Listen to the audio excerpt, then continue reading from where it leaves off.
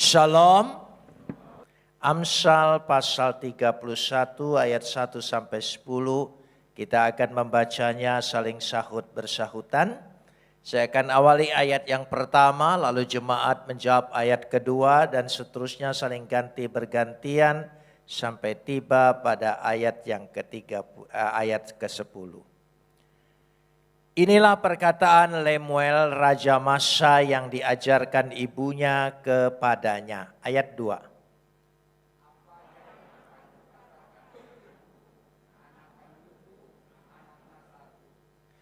Janganlah berikan kekuatanmu kepada perempuan dan jalanmu kepada perempuan-perempuan yang membinasakan raja-raja.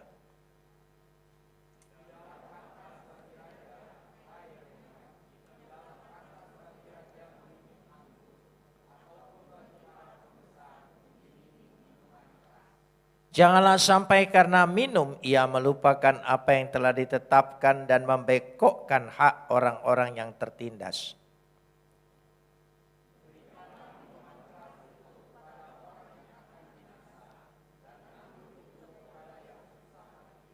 Biarlah ia minum dan melupakan kemiskinannya dan tidak lagi mengingat kesusahannya.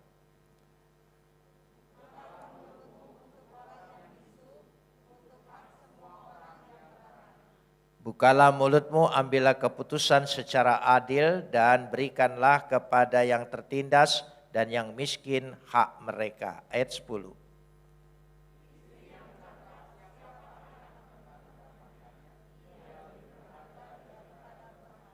Kapot leha Adonai Elohenu kapot leha.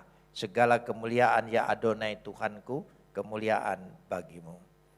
Saudara-saudara yang dikasihi Tuhan, saya percaya kita sudah tahu bahwa kitab Amsal adalah kitab hikmat. Karena itu kata-kata hikmat itu sendiri adalah menunjukkan nilai dari keseluruhan jiwa manusia, hati manusia, intelektual manusia, bahkan perasaan manusia. Sesuai dengan realitas bahwa Tuhan menciptakan dunia ini dengan hikmat-Nya. Dan termasuk kita diciptakan sebagai peta Tuhan, hikmat Tuhan itu menguasai kita. Saya ingin mengatakan dalam kitab Amsal, kalau kita membaca yang disebut hikmat, itu ada dua bentuk. Yang pertama hikmat dalam arti identifikasi. Hikmat sesuatu yang diberikan Tuhan dan dikuasai oleh manusia. Itu hikmat yang disebut identifikasi. Tapi hikmat secara personifikasi itu mengacu kepada sumber hikmat itu sendiri sebagai subjek bukan sebagai objek. Yaitu kalau kita lihat pada pasal-pasal 3, hikmat itu tidak lagi sebagai objek. Kalau hikmat sebagai objek itu berarti sesuatu benda, sesuatu yang diberikan Tuhan yang kita kuasai.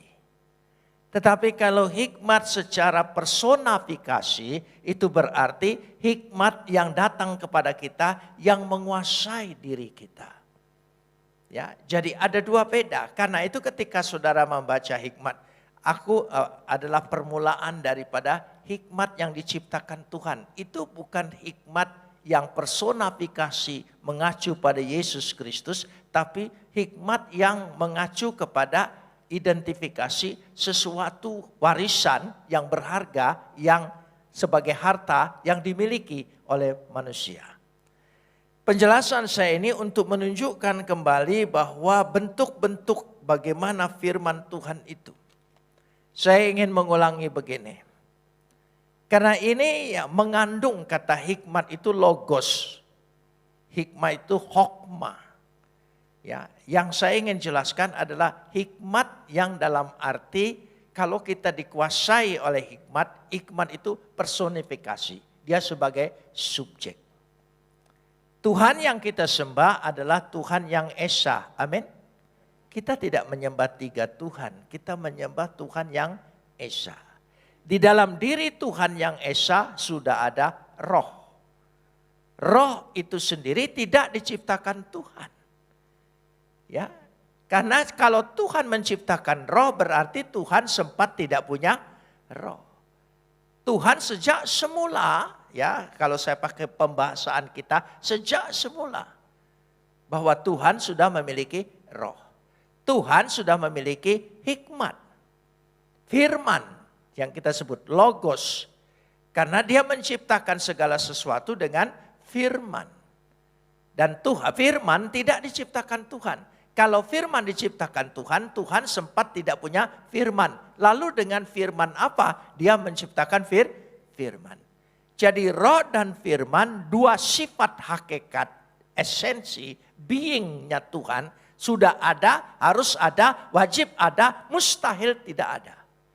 Apa saja yang ada dalam diri Tuhan, sama kekalnya, sama mulianya, sama agungnya. Termasuk rohnya dan firmannya. Ya, firmannya keluar menjadi manusia.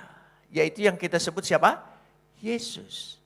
Kenapa demikian? Karena yang ingin diperbaiki ini adalah manusia. Manusia yang rusak pertama. Semua alam dan makhluk yang ada di dunia ini ciptaan Tuhan yang lain adalah akibat daripada dosa manusia. Mereka terlibat rusak karena ulah daripada manusia, Adam dan Hawa.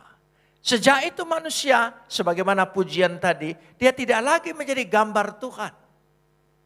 Hilang semua gambar itu, potensi ilahi. Dia diciptakan menurut gambar dan rupa Tuhan.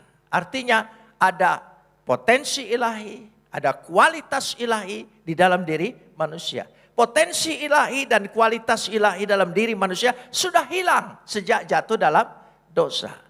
Bagaimana bisa memulihkan potensi ilahi dan kualitas ilahi kalau tidak datang dari ilahi itu sendiri? Karena itu Yesus itu adalah potensi ilahi, kualitas ilahi sebagai firman yang datang sebagai pribadi yang kita sebut tadi personifikasi di dalam pribadi manusia. Karena itu dia sama mulianya, sama agungnya, sama kekalnya. Karena yang ingin diperbaiki manusia. Yang lain itu akibat saja. Saya kasih contoh, saudara. Bahwa manusia itu yang rusak.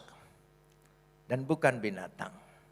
Bukan hewan, bukan alam, bukan yang lain. Itu adalah akibat. Dan mereka sangat merindukan sekali pertobatan manusia. Pulihnya manusia. Supaya mereka juga ikut pulih. Ketika manusia itu dipulihkan. Itulah kerinduan alam semesta ini terhadap kehidupan manusia. Makanya harus diperbaiki manusia itu sendiri. Ya, saya katakan buaya itu tidak rusak. Ya, buaya itu tidak rusak. Lihat kebaikan buaya. Ya, buaya itu makan bangkai apa saja dia makan. Tapi ketika dia bertelur dan menetas, anak-anaknya disimpan di mana? Di mulut buaya.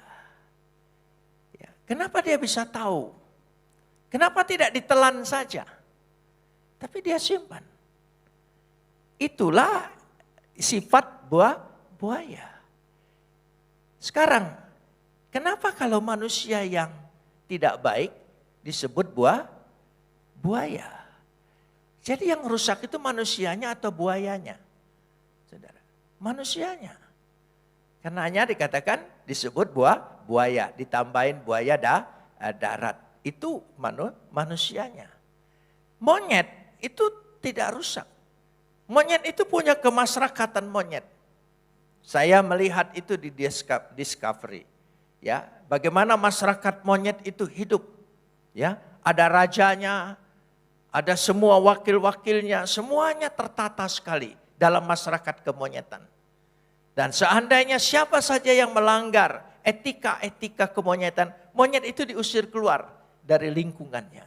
Dan dia mati seorang diri dan tidak berkawan dengan yang lain. Itu monyet.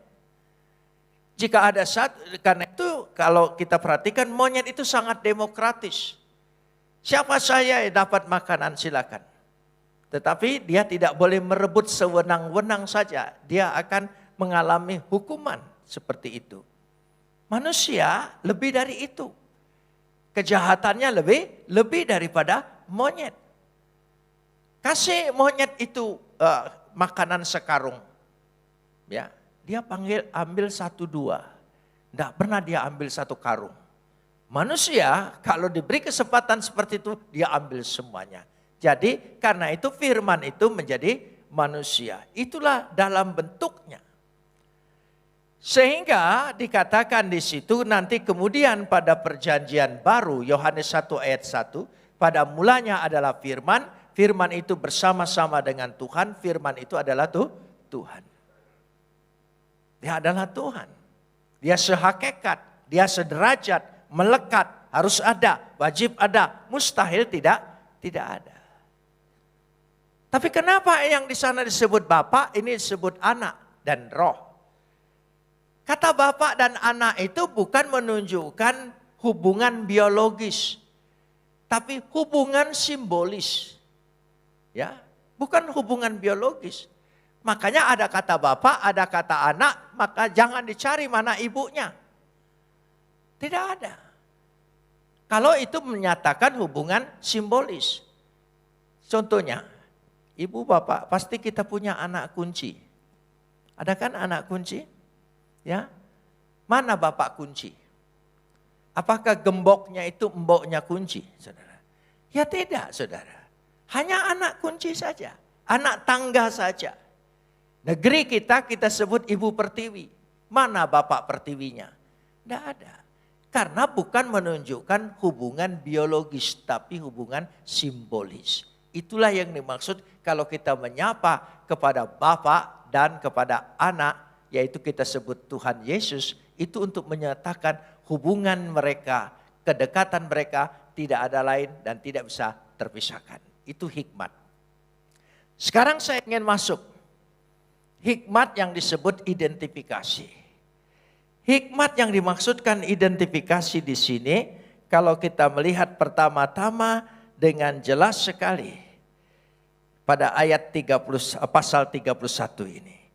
Inilah perkataan Lemuel, raja Masa yang diajarkan ibunya kepadanya. Inilah perkataan Lemuel. Siapa tokoh Lemuel ini?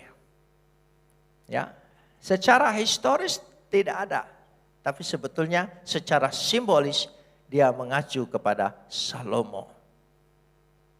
Dikatakan raja Masa yang diajarkan ibunya kepadanya.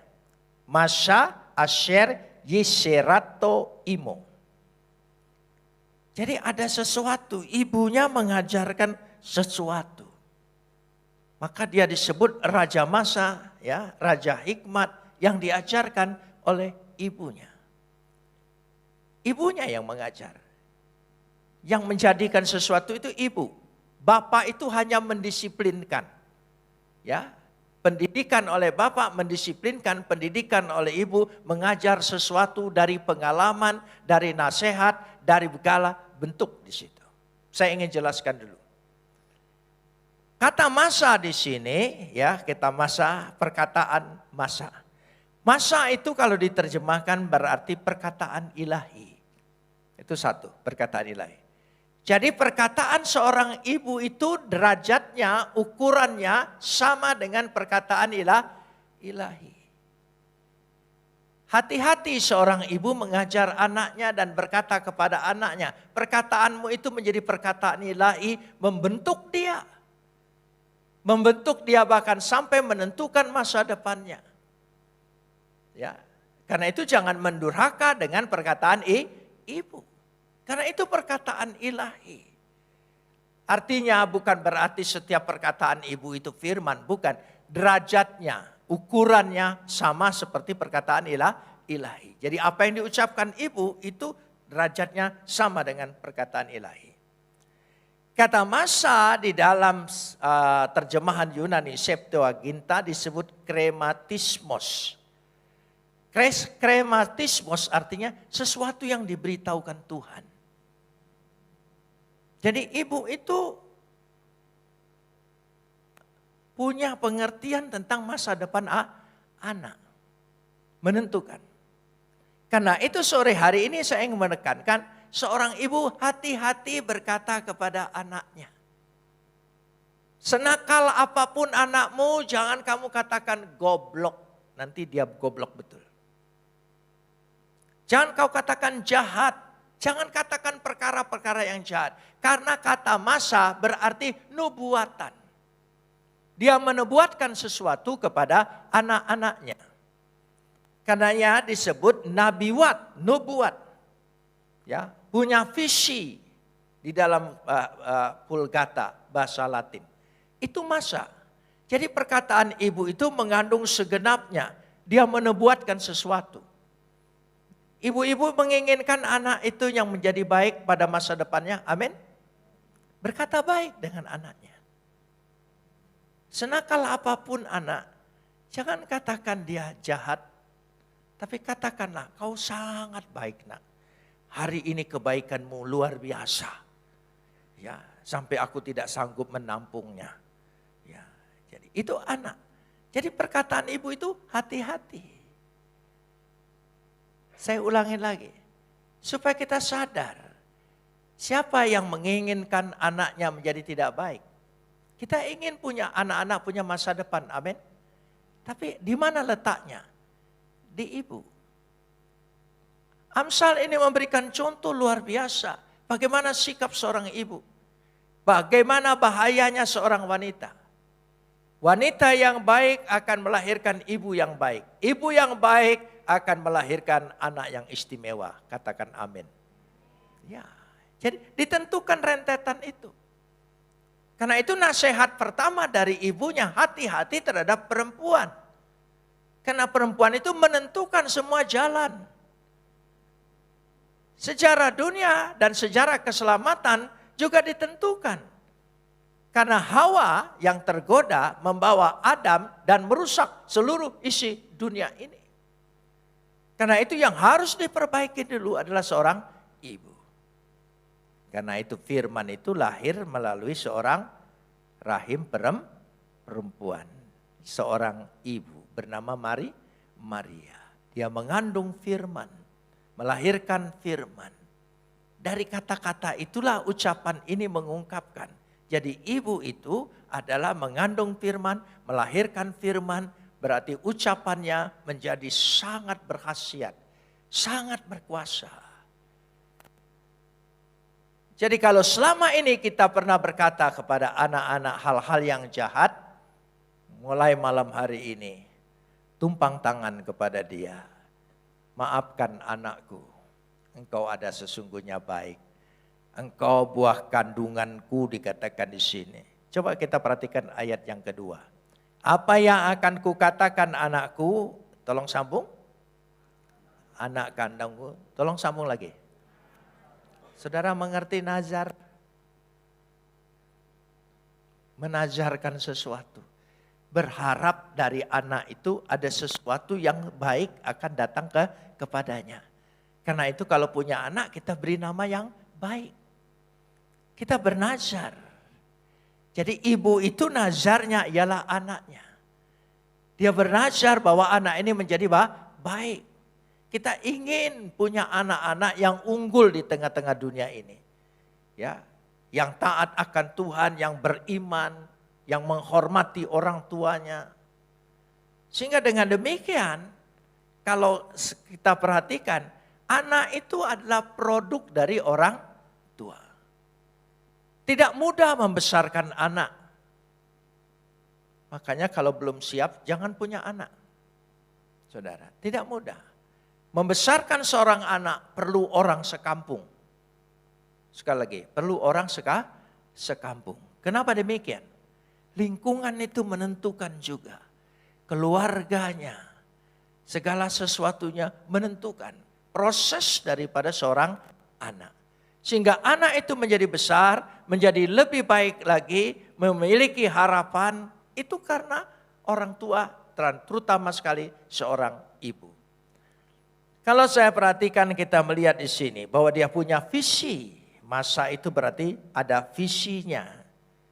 Jadi dari perkataan ilahi saya ingin sambung kata masa yang ada pada Amsal 31 ayat 1 ini tadi adalah perkataan ilahi. Yang kedua visi, nubuat, ya. Di situ terkandung apa yang ke depan yang kita bisa lihat. Pernahkah malam ketika kita tidur dan ketika kita melihat anak kita tidur, pernahkah kita berpikir anak ini bakal jadi apa? Saya percaya ibu-ibu akan berpikir, karena yang lebih banyak tidur dengan anak itu kan ibu, bukan ayah. Ya, ibu. Dari sejak bayi anak itu tidur dengan ibu. Dan dikandung oleh ibu. Maka disebut anak kandungku. Ya. Alkitab tidak salah, hormatilah ibumu dan bapakmu. Saudara perhatikan. Susunannya jelas sekali, hormatilah ibumu dan bapakmu. Kenapa ibunya lebih dulu dari bapaknya? Karena ibu yang memiliki hubungan dari sejak awal begitu erat. Dan hubungan mereka hubungan batin. Hubungan mereka hubungan nyawa. Siapa bilang melahirkan itu tidak bertaruh dengan nyawa? Semodern apapun kedokteran sekarang ini, setiap orang melahirkan, seorang ibu mempertaruhkan nyawanya. Jadi berarti anak itu punya hutangnya nyawa.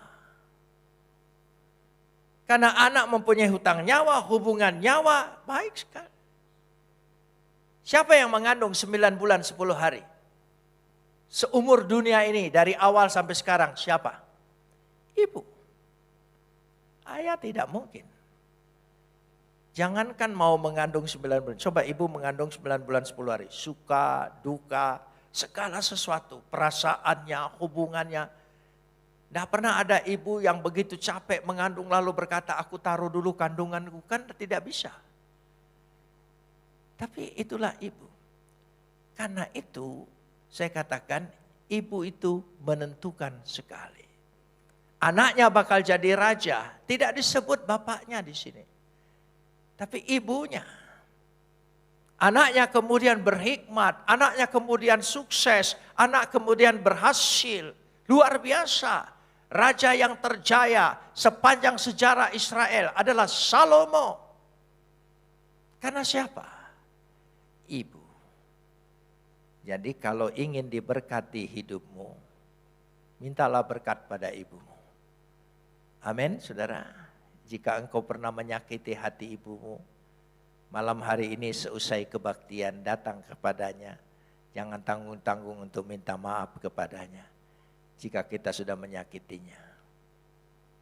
Dan ayah tidak boleh diam. Ayah harus mendisiplin anak itu. Saya kasih contoh. Ketika anak saya masih kecil, ya masih SD, ya yang sekarang sudah jadi pendeta juga masih kecil. Pagi-pagi ribut bertengkar dengan ibunya. Karena memang minta uang dengan ibu itu susah payah sekali saudara ya, anak-anak itu. Padahal nanti juga dikasih, tapi minta itu harus melalui satu proses. Mungkin karena tidak tahan anak laki-laki saya, mama goblok gitu. Saya keluar dari kamar. Apa kamu bilang? Apa kamu bilang? Bilang sekali lagi. Kamu bilang mamamu. Apa tadi? Dia akan jadi kaget gitu. Kamu tahu enggak? Ini stok terakhir yang saya peroleh sebagai ibumu. Ya, tidak ada keluaran lagi model begini. Kamu berani-beraninya bicara ibumu goblok. Meskipun sesudah itu di kamar saya bilang, memang kamu goblok itu. Jadi ya memang anak itu ada benar. Tapi sebagai suami tidak boleh menunjukkan dia merendahkan derajat ibunya. Itu pekerjaan suami, pekerjaan bapak untuk mendisiplin anaknya. Bagaimanapun juga dia harus tetap menghormati ibunya. Dan hidup anak itu pasti diberkati. Amin. Jadi diberkati itu karena itu. Kita langsung masuk sekarang ini. Bagaimana ibu-ibu itu sendiri punya hubungan dengan anaknya. Apa yang dikatakan di sini? Lalu nasihatnya yang pertama soal perempuan. Jangan jatuh pada perempuan yang salah, perempuan yang membinasakan. Ya. Karena itu akan merusak seluruh kehidupannya. Yang kedua, jangan mabuk karena minuman. Karena dengan mabuk dan minuman dia akan bertindak dengan salah. Yang ketiga, dia nasihatkan anaknya, ingat kekuasaan. Jangan sampai engkau melupakan kekuasaan. Lalu kalau kita lihat dari 10 sampai ayat yang ke-33, kita lihat di situ bagaimana seorang istri. Ibu adalah istri yang bijaksana. Kita lihat ya, siapa yang mendapatkan ini? Jadi tidak mudah mendapatkan seorang istri yang cakap, istri yang bijaksana, tidak mudah. Ya, itu hanya bisa diberikan oleh Tuhan. Karena kemurahan Tuhan, karunia Tuhan, kita beroleh istri yang bijaksana. Karena istri-istri itulah yang bertahan. Kenapa demikian? Kita lihat pertama, fungsinya. Fungsinya adalah yang pertama, seorang ibu itu manajemen keluarga. Dia bisa memanage seluruh keluarganya. Tertib, yang kerja, yang sekolah, yang segala sesuatu. Dia memanagenya.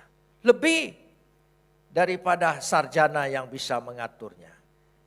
Yang kedua, seorang istri adalah ekonomi keluarga. Dia mengatur ekonominya. Dengan uang belanja yang terbatas, bagaimana supaya anaknya tetap makan dan memiliki makanan yang terbaik termasuk suaminya. Siapa yang bisa mengatur seperti itu?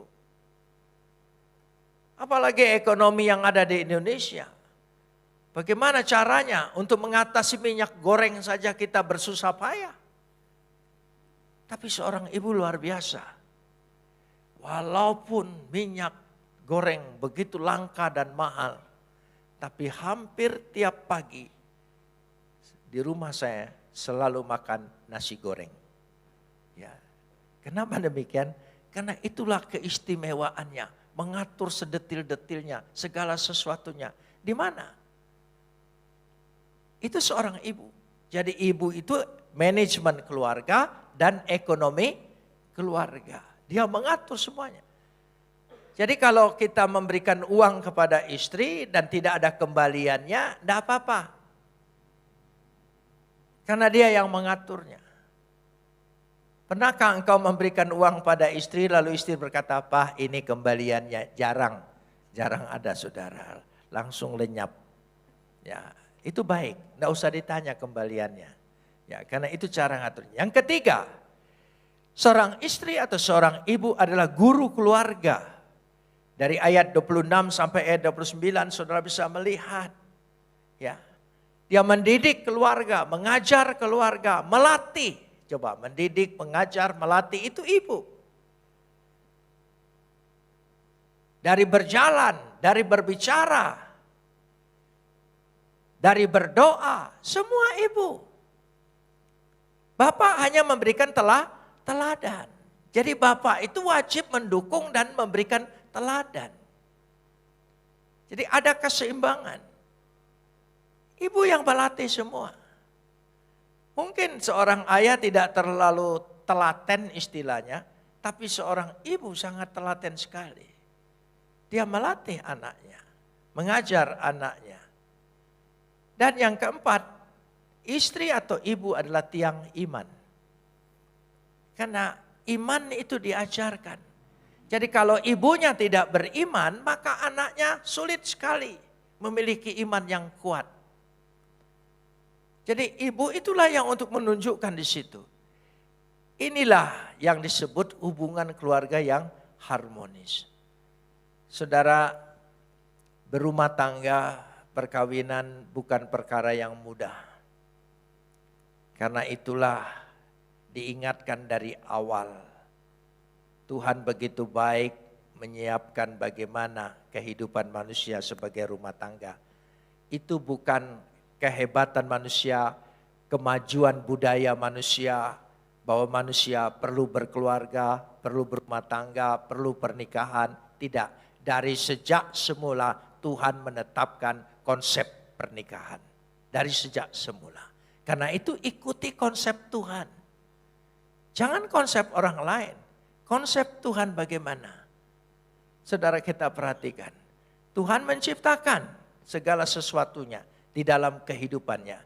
Kehidupannya itulah yang menunjukkannya. Karena itu pernikahan itu semua yang menginginkan. Semua indah dalam pernikahan itu. Saudara pernah melihat pemandangan gunung? Pernah melihat pemandangan gunung? Ya, indah tidak? Ya, dari jauh indah. Dari jauh indah sekali. Coba saudara naik ke gunung. Ya, jurang, belukar, onak, duri, semuanya. Itulah perkawinan. Perkawinan itu adalah seperti itu realitanya. Dari jauh kita pikir bahagia sekali bakal seperti ini. Tapi ketika kita jalani realitanya. Makanya saya setiap kali sudah memberkati jemaat yang menikah. Saya tidak pernah mengucapkan selamat bahagia ya. Tidak pernah. Saya bilang selamat menjalani kenyataan hidup ya. Kuat-kuat kamu menghadapinya.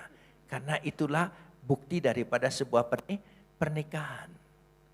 Sehingga hubungannya itu.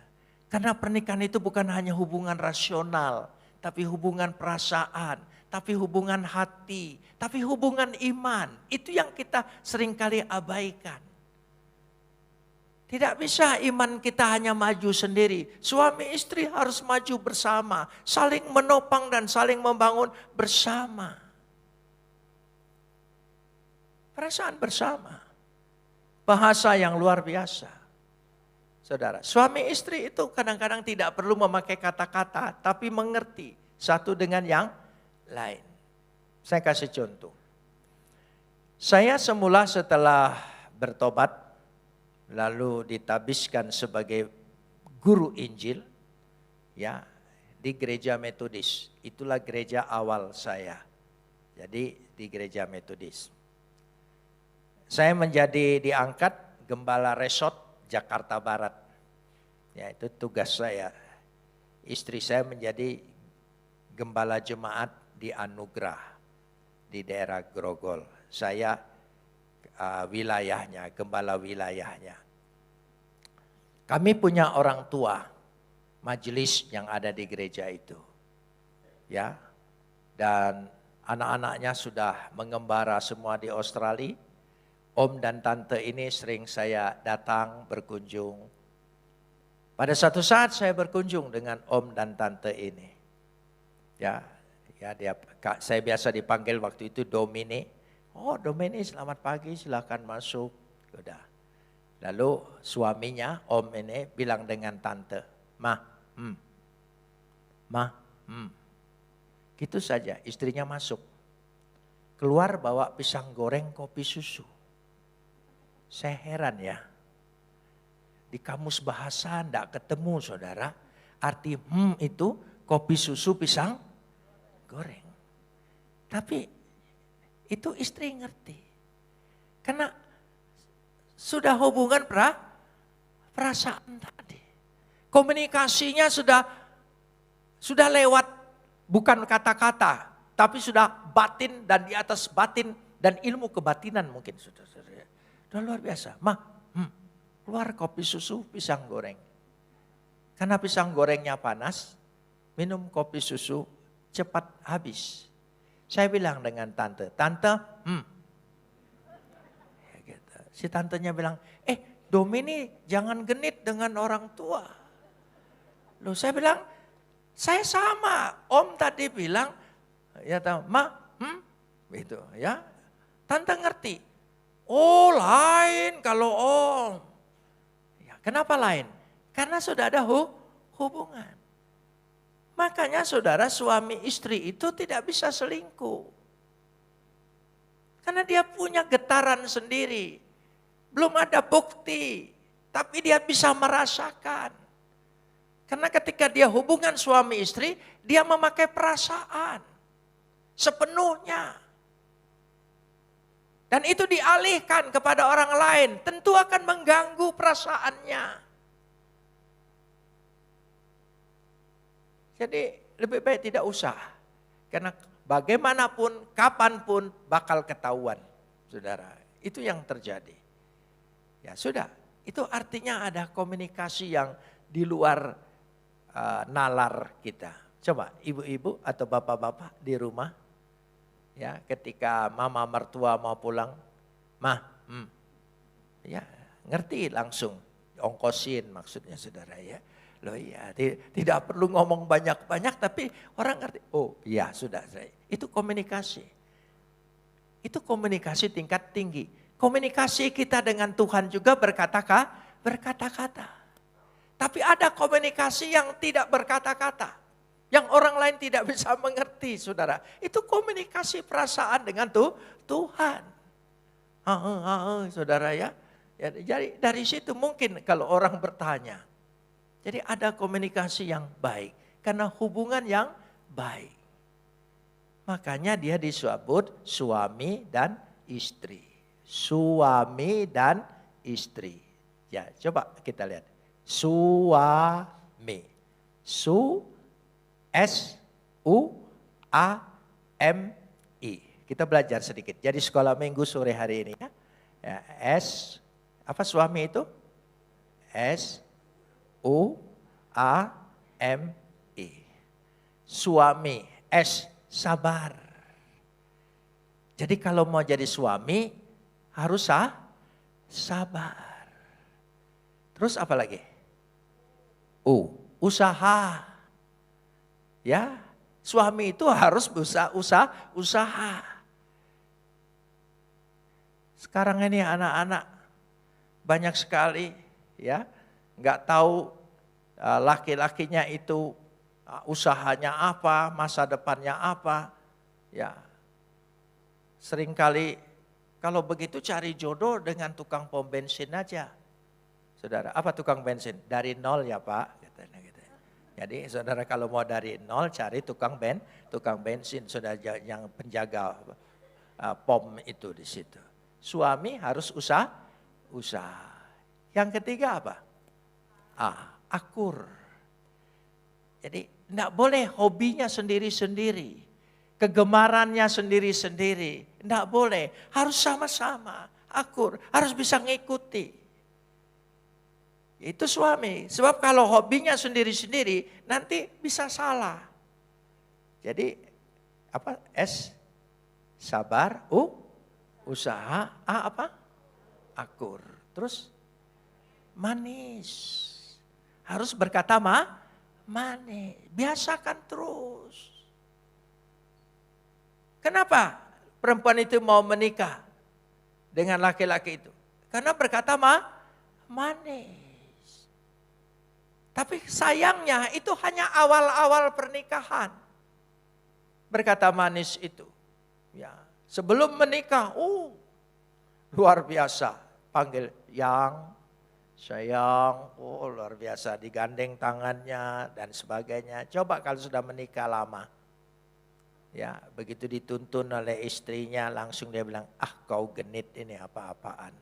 Nah itu seperti itu. Yang terakhir apa? Iman. Iman itu menentukan segala sesuatu. Jadi kalau mau jadi suami tolong tempatkan dulu sabar, usaha, akur, manis dan iman. Sekarang giliran. Siapa?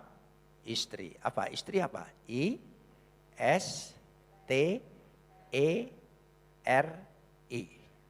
Istri. Bahasa Indonesia yang benar begitu. Jangan disingkat. I-S-T-E-R-I. I-nya apa? Iman.